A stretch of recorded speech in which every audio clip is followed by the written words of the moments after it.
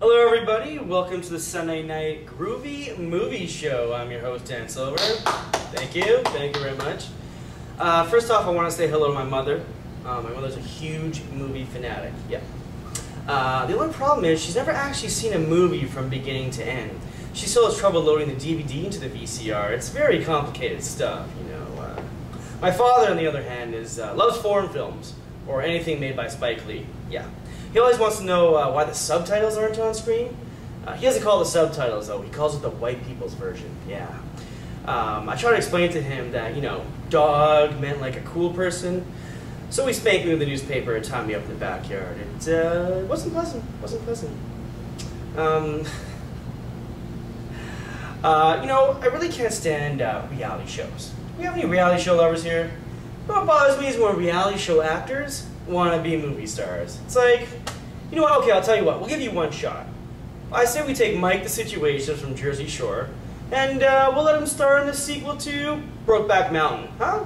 Then we can change his name from Mike the Situation to Mike in Need of Lubrication. You know, you gotta make sacrifices. I'll tell you what, we'll even let Snooki play the horse, so he can have his co-star on. I think it'll be pretty good.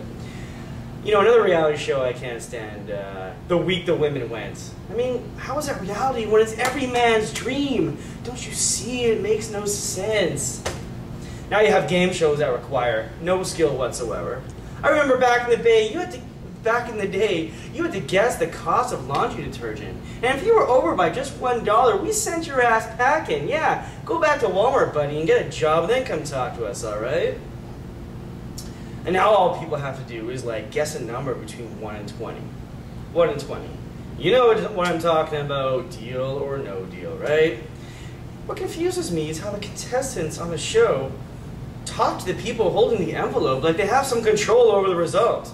Some guy's always like, Mike, come on Mike, I saved your ass twice in Nam and cleaned you up at rehab. You owe me, buddy, you owe me, show me 2,000. I mean, you don't see people talking to Vanna White that way on Wheel of Fortune, right?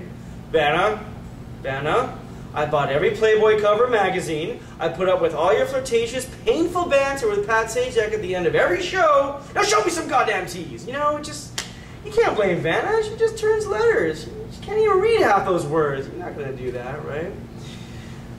Anyways, one of my favorite movies growing up was Ghosts. Patrick Swayze, Ghosts. I cried. I'm not ashamed. The only problem was every time I made sculptures in art class, everything seemed to look like Patrick's penis. You know, I don't know how it happened. I tried to make it look like Demi Moore's breasts, but no, it still looked like Patrick's penis. I don't know what Freud would say about that, but another one of my favorite movies was Twilight. No, wait, Twilight sucked. I mean, actually, you know what? Here's the thing about Twilight. At first, I didn't buy it, right? It didn't seem believable that a vampire would fall in love with a human female, right? Then it occurred to me. I figured out why their love is so strong. He's the only guy in the world who actually looks forward to a woman having her period. I mean, what girl's not gonna like that, right? Oh, good. Another one of my favorite movies, obviously, The Matrix, right? Of course, it took me about 15 times to see The Matrix to figure out what was actually going on. But when I finally figured it out, I was pretty impressed with myself. Then I started incorporating it into my daily life, you know. Someone at Tim Hortons asked me how I like my coffee. I'm like, what is coffee? How do you know coffee isn't a projection created in your mind to make you think it's coffee? Huh? Yeah, for all you know, it's some vile being grown in some third world country that gives you heart attacks and bad breath. I bet you never thought about that one, right? So, you know. But my favorite movie of all time, The Sixth Sense. Fortunately, I got that one the first time around. Still can't believe the kid was dead the whole time. I mean, what a surprise ending that was, right? Anyways, you know what I thought? I thought it'd be great if they made a movie combining The Sixth Sense with The Matrix, huh? Wouldn't that be cool? I wonder what that would be like. I wonder. Yes. I can almost see it now. Still wondering.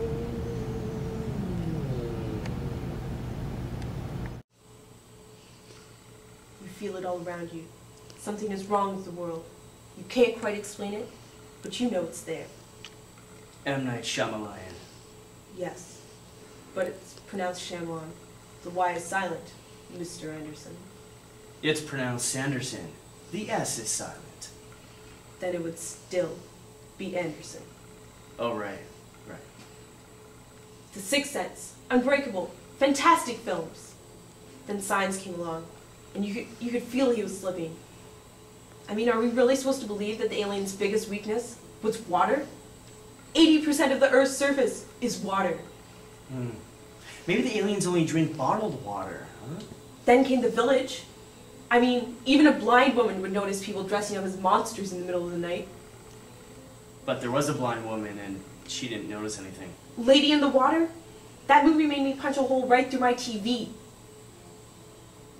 Flat screen. HD. Maybe M. Night Shyamalan should offer insurance packages with all his films. If Schwarman succeeds in making all of these atrocious movies, people will start throwing themselves off tall buildings. Hey, like in The Happening. Exactly. Man, that movie sucked. Indeed. M. Night Shyamalan is about to release a movie so terrible, it will make you wish you see dead people. Oh. It's a crossover joke with The Sixth Sense. Right, right, I get it. Yeah. Anyway, his next movie has the power to make people never see movies again. Ever. The Last Airbender. Exactly. No plot, atrocious acting, decent special effects, but nothing you didn't already see in the trailer. Any surprise ending?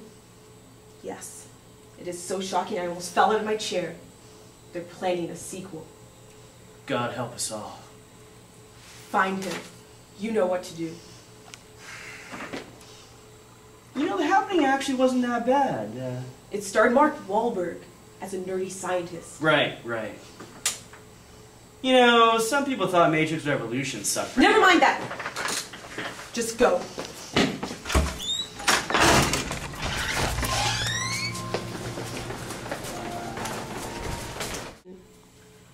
Alright, the final scene. Pauly Shore unfreezes from the iceberg to fight global warming. Or global cooling, I should say. Pretty ironic little twist there, isn't it? Okay. Rolling action! Cut! What the hell are you doing? Stop! Listen, Mr. M. Night Schmaltz. Shyamalan. It's pronounced Shyamalan. Whatever! Listen, you have to stop making these bad movies, or people will stop watching movies and watch more reality shows. Actually, I was gonna do a reality show of my own. Don't you get it? As we speak, network executives are making a reality show with 5 men trapped on an island alone with Barbara Streisand. It's called Survivor. It's pretty clever. Listen, you have to start making good movies, ones that challenge our hearts, enter our minds, at least for 2 days before it gets re-released on Christmas, or people will never watch movies again. You're right. You're right! How about this? A movie where 2 high school idiots travel through time to research a history project. That would suck. That probably worked pretty well in the 80s. Listen, promise me you'll stop making this Pauly Shore horror show and go back to making good movies. You're right. You're right. I promise. Coming out this fall, a young boy with a gift to see into the past of his own life is in for the surprise of a lifetime when he realizes he's already dead. From the man who terrified us with The Sixth Sense, M. Night Shyamalan. It's pronounced Shyamalan, you ignorant bastard. Yeah, that guy brings us The Seventh Sense.